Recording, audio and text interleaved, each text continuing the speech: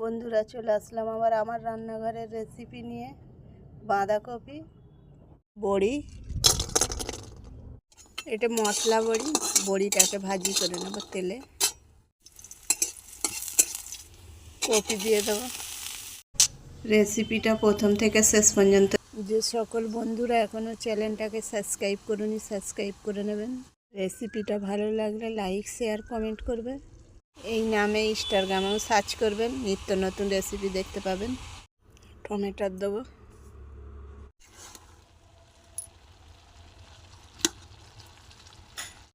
বড়িটা দিয়ে দেবো এর মধ্যে, অল্প আলুর দমের মশলা ছড়িয়ে দেবো। বাঁধাকপি রান্নাটা রেডি হয়ে গেলে মশলা বড়ি আর বাঁধাকপি দিয়ে রেসিপিটা ভালো লাগলে লাইক শেয়ার কমেন্ট। দেখুন কত সুন্দর। এইভাবে একবার রান্না করে দেখবেন, রান্নার মধ্যে খুব স্বাদ আসে, খেতেও খুব ভালো লাগে।